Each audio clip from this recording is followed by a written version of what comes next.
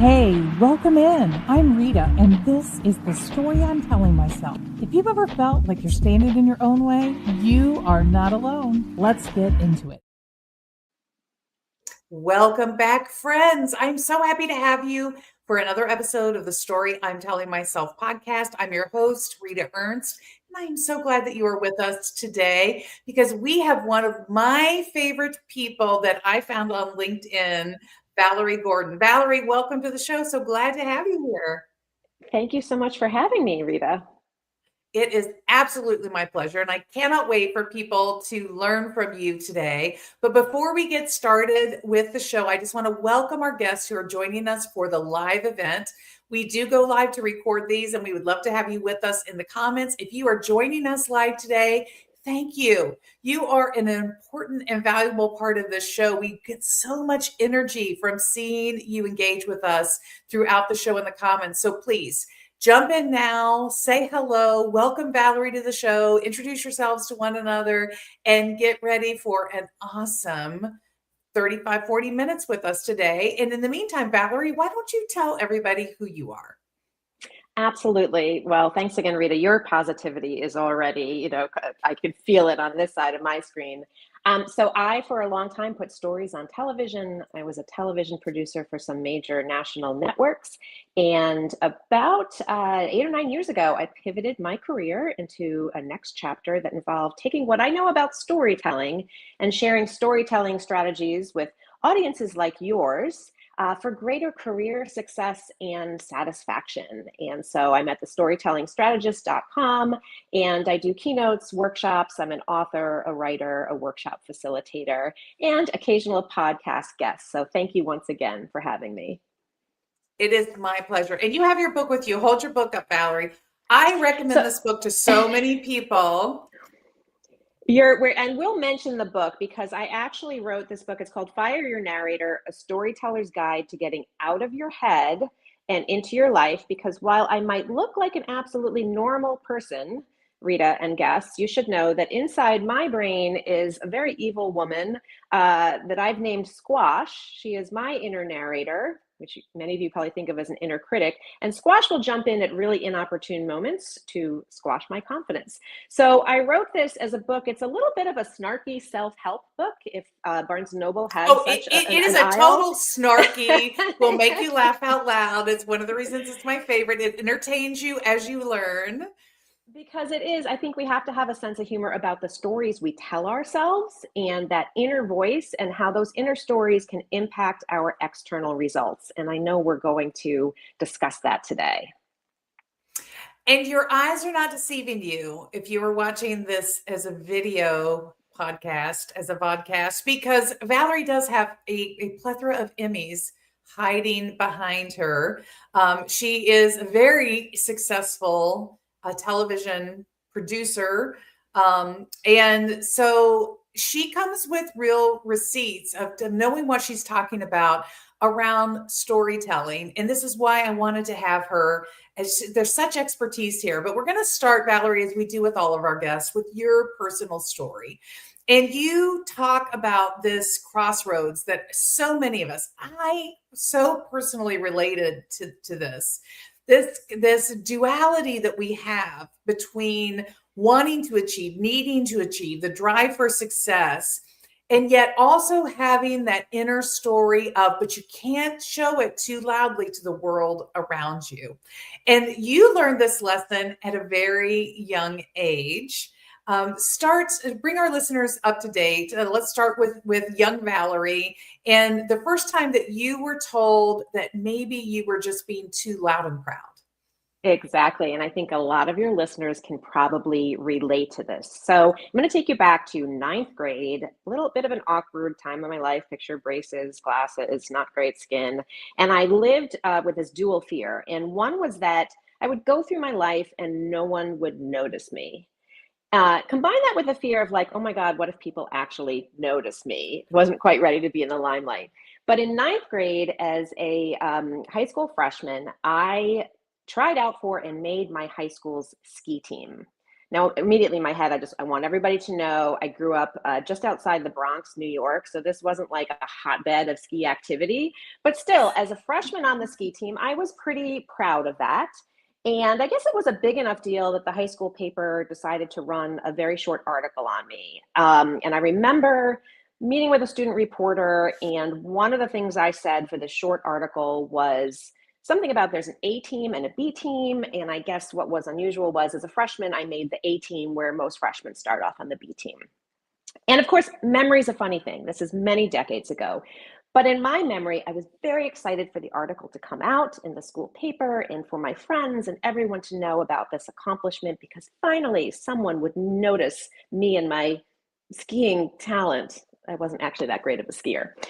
And I recall the day, in my mind, the day I went into the school cafeteria and my friends were huddled over the paper, and there was my article with my awful picture with my braces and my glasses and my bad skin.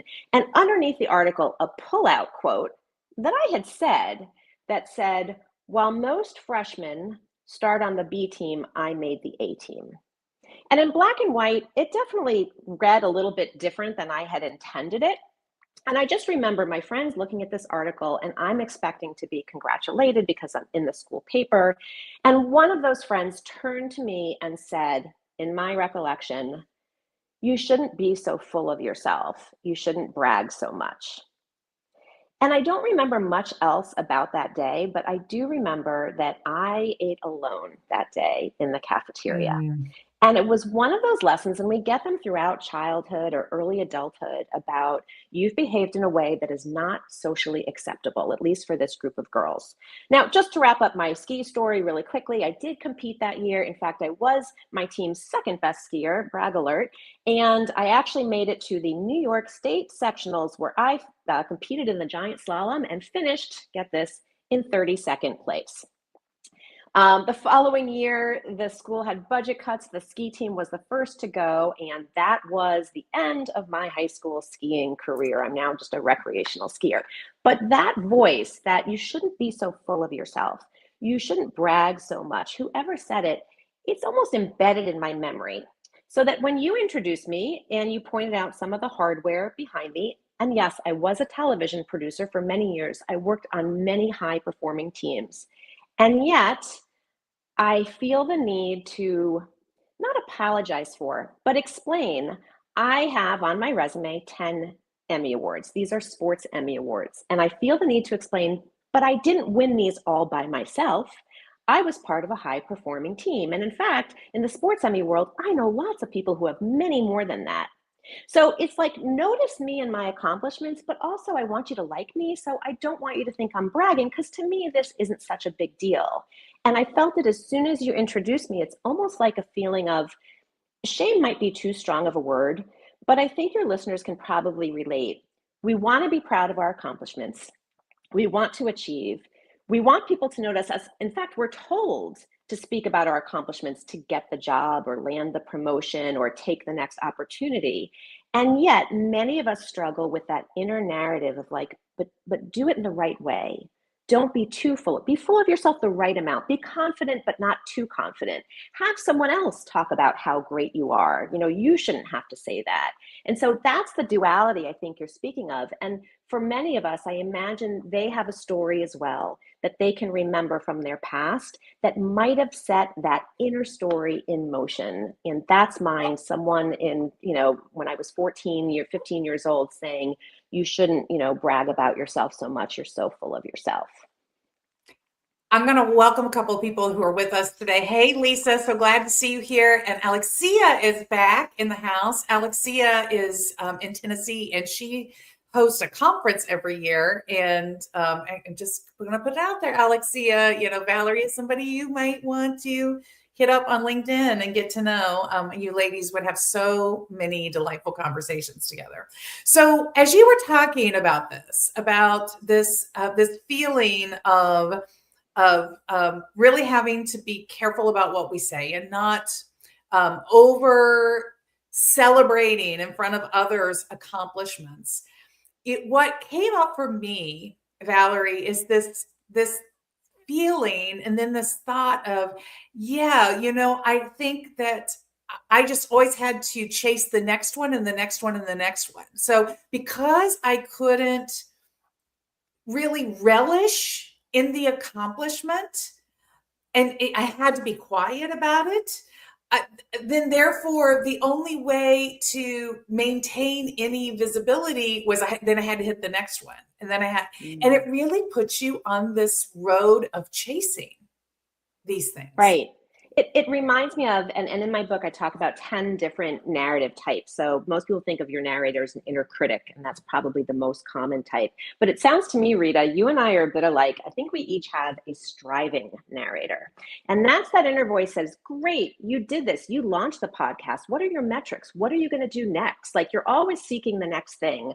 And that striving narrator can be really helpful for ambitious people, right? It keeps you going, it keeps you motivated, but it can also lead to burnout or dissatisfaction. And I had a friend, very successful friend, tell me once, and I've always remembered this. She said, as you're always looking for the next mountain to climb, make sure you look back at how far you've already come. Because I think many highly ambitious, highly talented and skilled people, particularly women, are always looking at like, okay, I've done this, so therefore it can't be that big of a deal. So now what am I going to do? And I would call that striving narrative voice, where you have to almost stop and say, let me think about what I've just accomplished and sit in it for a bit and feel proud of it and comfortable with it before I immediately start seeking the next gratification. Well, and that for me brings up this next thing that I felt as you were talking about that. The next thing that comes up in me is oh yes, I mean, I recognize the striving thing. And again, because I'm not relishing in it, because I'm not really allowing myself to fully experience the power of it, I'm putting that distance there. It can't be that big of a deal, kind of thing. When the fall comes, because the fall will always come. If you have the highs, you will have the lows. If you have the wins, you will have the losses. When the loss comes, that we're allowed to relish in. That we're allowed to sit in and overthink and all of those things, right? And so it is so easy to lose sight and lose value in all of the accomplishment that came before. It's one reason I help people and I run workshops. One of the exercises I do is the difference between a success story and a failure story, because a success story, and I help people of all different levels tell better stories, for impact and influence at work. A success story is better and more applicable and more relatable when there's failure along the way. So if you've ever met someone who said, yeah, I aimed for this promotion and then I got it, now I'm in the corner office, we don't relate to that person.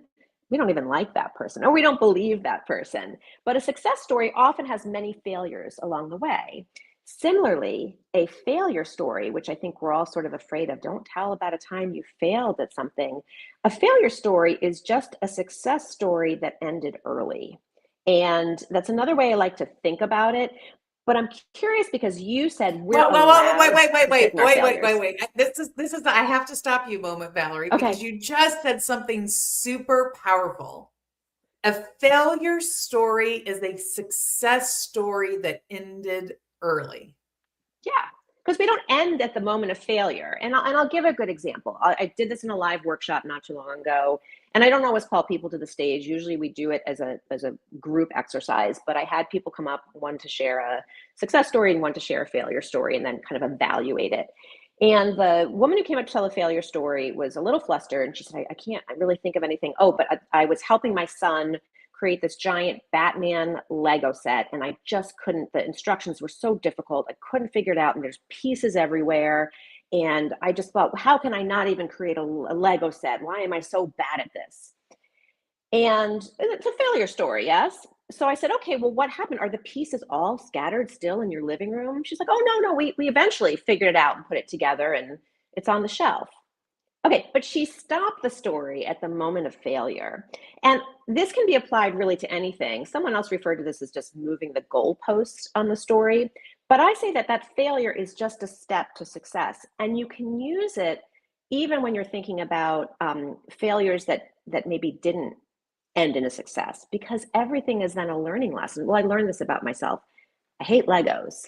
Or, I learned that this was not a strength of mine, or I didn't get the job and I learned to present myself differently. So it really, any failure to me, because of the lessons learned and the growth that happens after, does become a success story. And I just want to get back to, because you mentioned we're allowed to sit in the failure. And I think that's sort of like societal conditioning, that figure out what you did wrong and, and work to improve yourself. And again, very high achieving women that I know sort of tend to get stuck there. And that's what I call the ruminating narrator, where we're always looking back and kind of like reviewing. And it's sort of a protection type of inner voice, but it sometimes makes us afraid to try again. If we failed once, I might fail again. And so I have tips in the book that help you kind of question that narrator, what it's telling you, and maybe turn down the volume a little bit. Why are we allowed to sit in a disappointment or a failure for as long as we want? But success is, oh no, it was nothing. Really, no, I'm just part of a team. I'm so thankful. And I saw this a lot. I worked for a number of years as adjunct faculty at the University of Connecticut School of Business. And I taught a career development class. So getting undergraduates ready to get their first job. And really everything is a storytelling tool in your career toolkit. Your resume tells a story, your LinkedIn tells a story. And I would prep them for interviews, which would be, tell me about a time, things that you might get asked in an interview. Tell me about a time you were challenged with something. Tell me about a time you succeeded at something. And interesting to me, more often than not, the female students would tell what I call a we success story. Tell me about a time you succeeded at something, and they would go to a group project and tell it from a we perspective. You've probably heard this, there is no I in team. So we've learned, don't take too much credit. Make sure you let them know that you're on part of a team.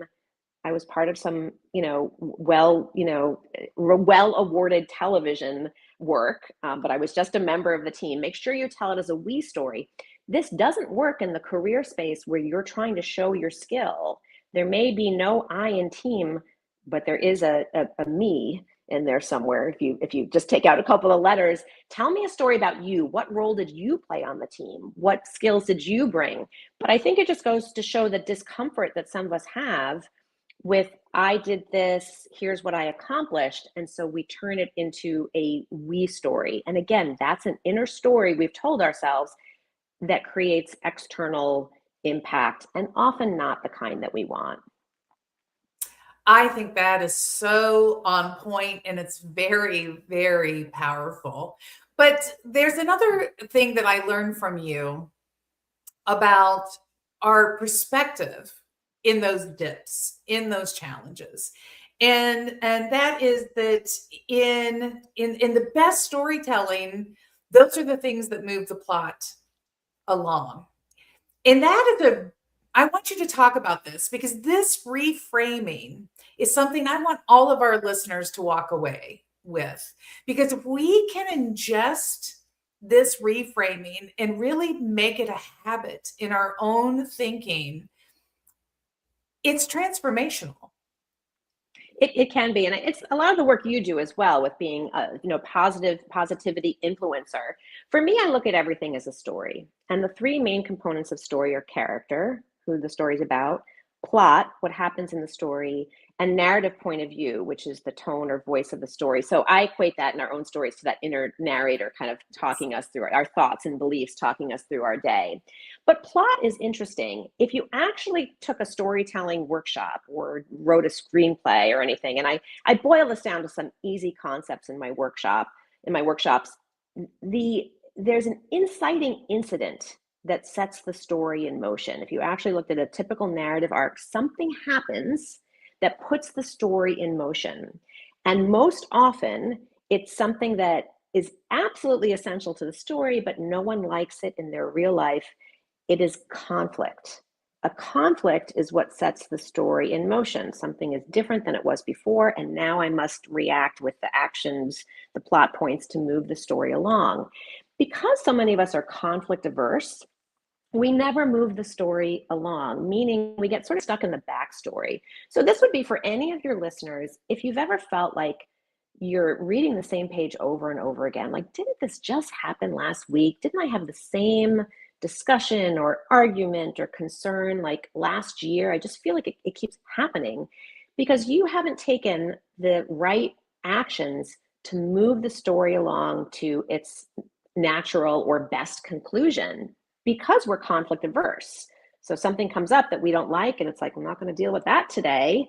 And it's sort of, you never move the story forward. So by looking at our lives or the conflict in our lives as a story, and I call it actively authoring your story, we can think about, what do I need to do to move this story along to a resolution, to a happily ever after, to a positive outcome for this story. And one way I like to do that is to just reframe the word conflict.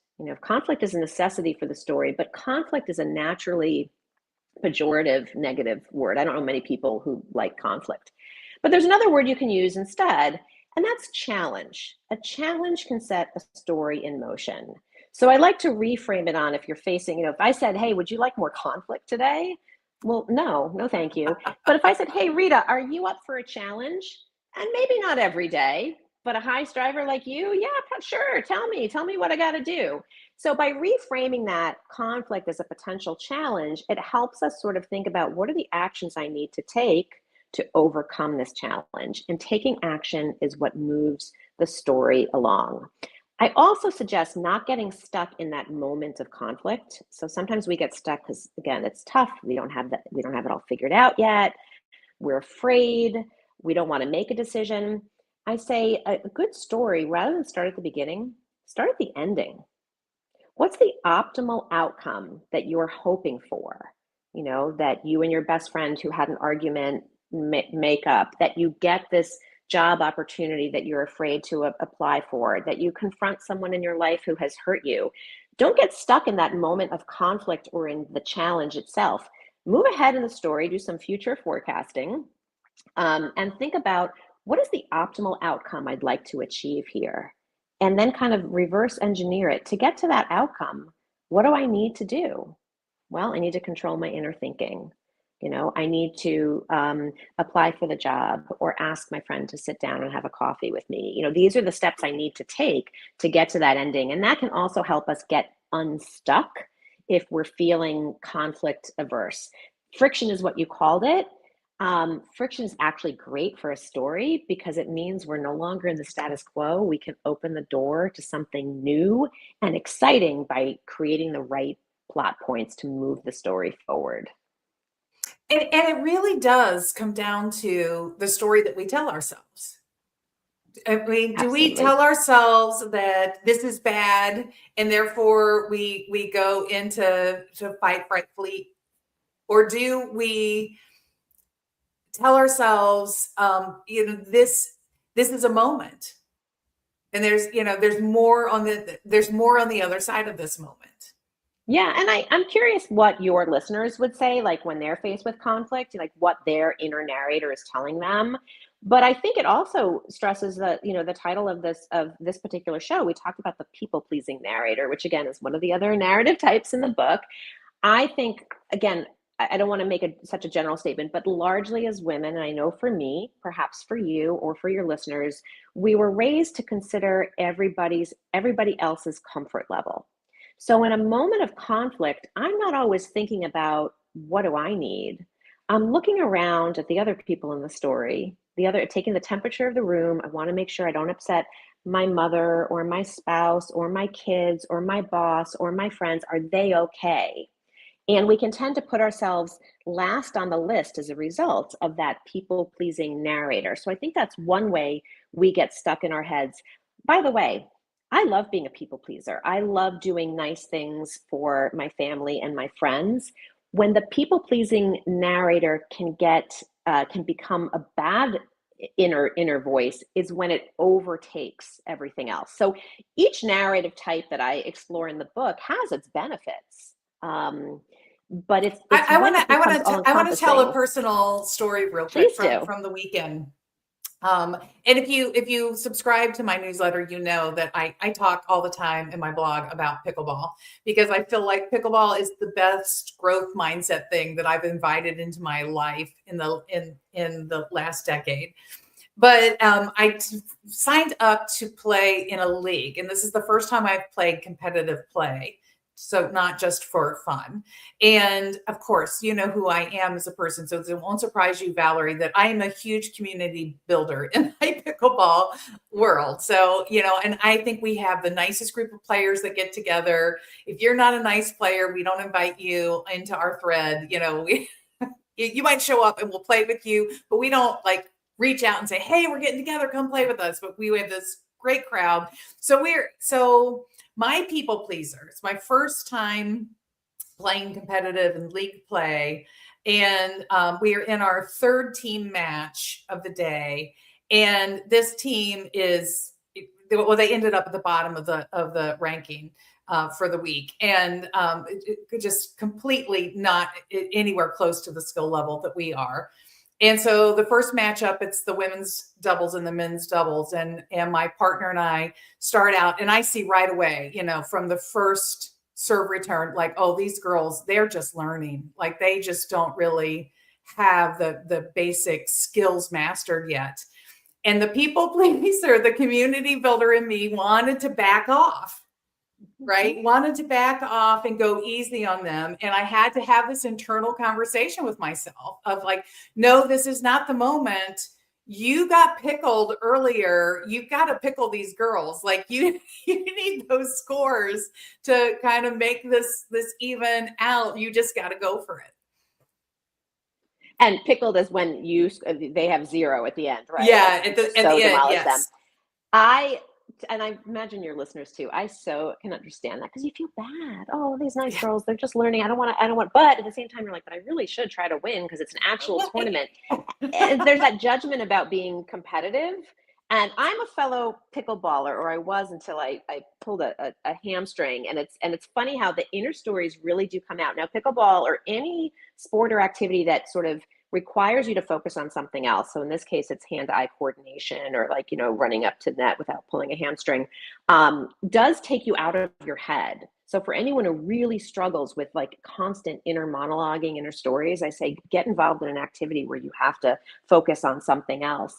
But I have my own pickleball story, and I'm a fairly, you know, beginner, advanced beginner player, but I'm also competitive. But I also don't want to demolish my competition because, you know, I want them to like me.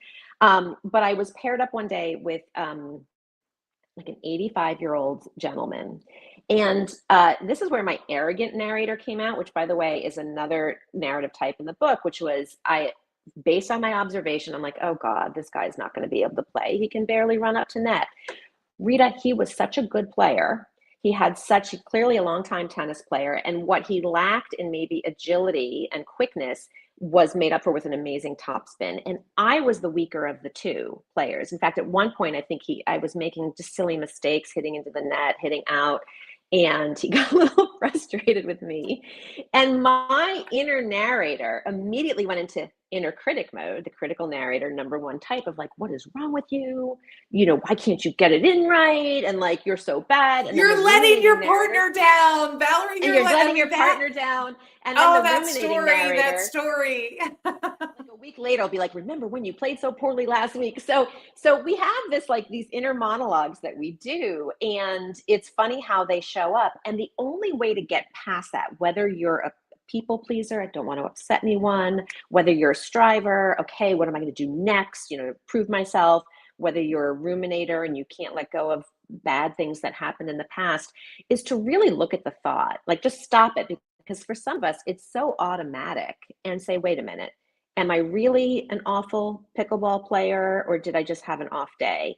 Am I really responsible for the feelings of the people on the other side of the net in a competitive tournament? You almost have to fact check yourself, because those inner stories otherwise can absolutely guide our actions, which leads to external results or consequences. And so that's why I love that duality between the inner story, what we tell ourselves, our thoughts and beliefs, and our external stories, how we appear in the world and how we impact other people. And maybe if you and I get together one day in Louisville, I'll play poorly, but we can play some pickleball together. Yes, that would be terrific. Well, and I will say, I went to the net at the end of the game, and I said to the ladies, you know, I apologize that we gave you no quarter, but we got pickled earlier in the day, so we needed Did you feel to balance this obligated? out. Obligated to apologize though, because I'm just wondering what someone else in that situation, let's just say a man, might have said. Do you think Oh a gosh, man no. would have gone up and said, "So sorry, Look, ladies"? there were no apologies to the people that pickled us. Gosh, no, there were Yeah. no No, they were like, apologies. "In your face, lady," But right? clearly these were, you know, learning players, and I know how strong that that sense of defeat can be and carrying it forward, you know, and I can't, you know, it's I'm just one of those people that I do care about how I leave the people around me. One of the things Right. about who I am as a person is to leave people better after having interacted with me. Sure. And I would say that's where the people pleasing narrator I think is kind of important. You obviously are a sensitive person. You have empathy. You care about other people. And we don't want to say don't do that. I mean, if you've ever been with anyone who doesn't have, who, you know, they don't have those qualities, I don't want to spend time with that person. You're the type of person I want to spend time with. My question to you, if you were in one of my workshops or a client of mine, is how does that belief of, you know, being sensitive and empathetic to others, does it ever overtake your own desires or what you want to do because you're more concerned about the other person? Because if we were always only concerned about everybody else, you know, we wouldn't want to get the job because we wouldn't want someone else to be disappointed. We wouldn't want to speak up for ourselves in a relationship because what if we upset them? So there's a balance there. A people pleasing narrator, in and of itself, I think is actually just a sensitive person, a good friend, someone who takes care of others. It's when it's to your detriment.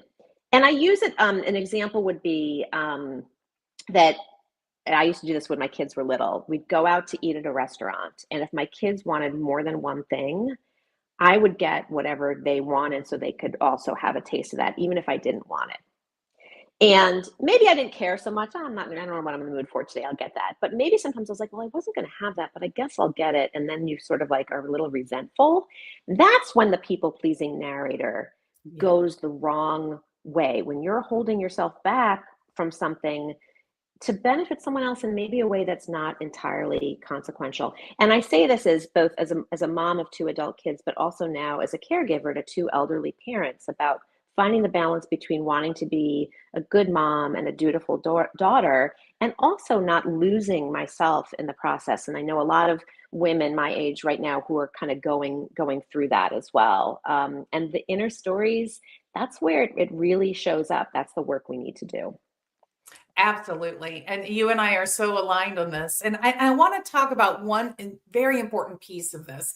And listen, friends, I just can't say it enough. You really need to read Valerie's book. You will thank me later. I promise you will thank me later. But part of what we're talking about here, and I really do feel and notice this on the pickleball court, and that is that internal narrative has everything to do with your energy. And that's your So expertise. Yeah. I hadn't really thought about it that way, but as soon as you said it, I'm like, well, absolutely it does. yeah, so I play with somebody who um when we are behind on the in you know when we're getting beaten and we're behind by more than 4 points, she gets more and more frustrated. She gets the stories that she's telling herself, I think, is we shouldn't be behind. We're just as good as they are. Da, da, da, da, da. But her energy, I can feel the tension, the frustration, the energy. And it is so, I'm almost like trying to protect myself from that energy because I'm over here going, hey, we know how to come back. We've come back from bigger deficits than this. Like there's, we're still in this. Like this is, that's the energy I'm trying to bring into it. But I can feel it, right?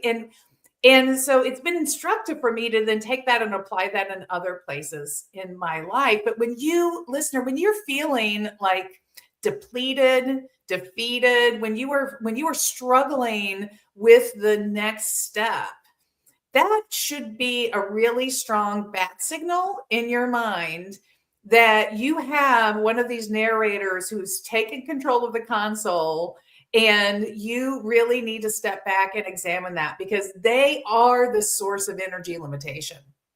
Yeah, and so what you see is energy, and I love the way you put that, and I see as the developing story. And that's why you're the positivity influencer. I will say, I don't know that I'm a necessarily positive person.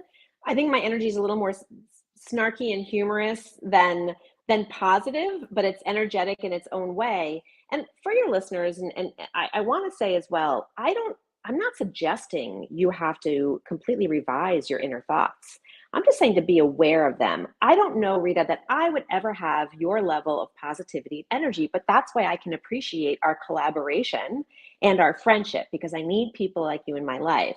What I have learned, though, is, and by naming my narrator, if you missed earlier in the conversation, I have an invisible woman named Squash in my head, who says critical or hurtful things to me. And it does come out a lot with athletic ventures because now that I'm older, it's harder. So I might, let's say, go for a run. And in my head, Squash is sitting there going, "Oh, you're so slow, like, why are you even out here?" And I don't know that I'm ever going to change that voice to a Rita voice, who I could actually probably use you in my head, like, "You go, just do it." But I have learned to talk back, to recognize it, and just to say, but I'm out here. I'm out here and I'm doing it. Thank you, Squash. Thank you for trying to protect me from embarrassing myself on this short jog, for being out of breath. But I try to just at least acknowledge it, and say, like, well, is it true? Who says it's true? Where does this thought come from? And how is it at all helpful to me? And then that way I can turn the volume down on it a little bit. It's almost like running a fact check. And then there's room for more positive information to flow through. So I love the way you put it about an energy, because I think we also need to be really aware of the energy we put out there. In addition to being the central character of our own story, we are also a supporting character in everyone else's story.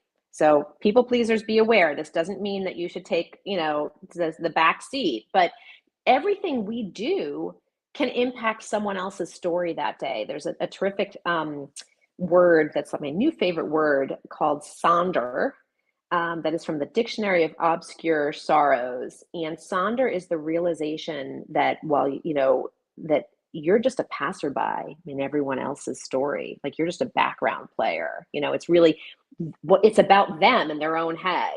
Or, as your mother might have said once, no one's thinking about you. They're worried about their own lives. But at the same time, the actions you take, whether you hold a door open for someone, whether you agree to be on someone's podcast who's going to put a bit of positivity into not just your day, but your entire week, whether you're a source of support to someone, whether you're just a polite and kind person, can impact someone else's day so much. And so to not forget that, yes, while it is about us and I strive for that main character energy, you also play a role in everyone else's story. And that wake that you leave behind, your energy wake, can influence what happens next in their story. So what I know to be true about so many of us as humans, because it is part of our biology as human beings, is that when we are in these moments of discomfort, we tend to look outside of ourselves, to lay blame, to find answers, all of these things. So we're down to our final few minutes. Parting words of wisdom, Valerie. What would you say to people? Give them the alternative instead of casting outside of yourself. What are some of the things that they could do looking internally about that internal narration to help them find and stand in their strength in those moments instead of going outside of themselves? Right. And I think both are important too. Who's in your story, but also who are you in your own story? And I think it's a first acknowledging that there's different types of story. I think when I talk about storytelling, people assume I'm teaching people how to tell better stories on stage. And yes, that's part of it. But really everything is a story. All of our thoughts and beliefs, that's the story you're telling yourself, which is why I'm so thrilled to be on your podcast today. Those stories have impact. And so understanding where they first began, for me, it was in the ninth grade, cafeteria, or early messaging, and what we're taking that story to mean, and really treating it almost like a journalist, like fact checking. Is this true? When did I first start believing this? How is this thought helping me? Because those thoughts are stories that then influence your actions. And so that's the first thing I would say. In my book, Fire Your Narrator, I do give not only 10 common narrative types, but tips on how to quiet them if you find that one is getting in your way, because often we're a mixture of a multitude of those narrative types. The other thing I would say is, and I mentioned this at the start, three key elements of storytelling. Character, story needs to be about someone. Who are you in your own story? And I would do a full skills assessment of like, what are the strengths you bring to that story, so that you almost have them as like, if I were creating a character for a screenplay, I want to know everything about that person. So I know how they're going to react when I put them in a plot line that involves conflict. So really getting to know yourself with what I call main character energy. And to your work, Rita, that really focuses on what are the positive attributes I bring. And then thinking of plot, those conflicts in our lives as challenges that we can create an action plan for to move the story forward. And finally, that third element, our narrative point of view, the voice or tone of the story. Our inner narrator tells us what to focus on, what to emphasize. So it can be the failures that have gone wrong. It can be those moments of feeling stuck or the discomfort with friction, the negative messaging we tell ourselves, or it can be what opportunities exist if I move the story forward through the actions that I take. And so those are some of the skills I help people build, because I say there's a next great chapter in everyone, but you need to actively author that yourself. Don't wait for someone to come in and tell you what's going to happen next in your story. You need to decide what the resolution, the happily ever after ending is going to be, and then take the plot points necessary to get there. Well, and I just want to add one more idea to this, and going back to the very first piece of character. One of the things about characters in story is they are allowed to evolve and grow. So you're not restricted to who you are in this moment. You're also allowed to envision the next evolution of self and build Right. that into your story. Right. And we love characters characters are allowed to be flawed too. You don't have to be perfect. I mean, I don't know about you, but I like Bridget Jones from Bridget Jones' Diary. I love characters who reveal their flaws because they're more human and relatable. So when did we start thinking as high achieving women that we had to be perfect? I say it's okay to have some of those flaws. It makes you more relatable. And by the way, failure stories are always more successful than success stories. For that reason, people don't want to just hear that you were successful. They want to see how you overcame the failures on the way. And that's why it's important to be a little bit vulnerable and accepting of our own flaws as part of ourselves, because that's why stories relate to audiences when they can see themselves in your own story. I love it. I love it. I love it. So I'm gonna add this up for everybody one more time. It's storytellingstrategist.com. That is how you are going to connect with Valerie. And she's also very active on social media. So I would encourage you to find her and follow her. And Valerie, I just cannot thank you enough for saying yes to this conversation today. I love getting to highlight your work to a broader community because I am a huge fan of what you're doing. Thank you for sharing with us today. Thank you so much for having me, Rita. This was so much fun and such an injection of positivity into my day. Thank you for those with us on the live recording. And I look forward to connecting with all of you. Rita, once again, thank you so much for your time. It was great to share some stories. Great having you, Valerie. Thanks for being with us for this episode of the Story I'm Telling Myself podcast. Come back again next week. You know, there's always one more good story that you need to hear, and you will always find a little bit of yourself in each one of them. Thanks for being with us today. Bye, everyone. Thanks for joining us. If you love this episode, leave us those 5 stars and be sure to share this with a friend. And if you didn't, don't worry about it. See you back here next week.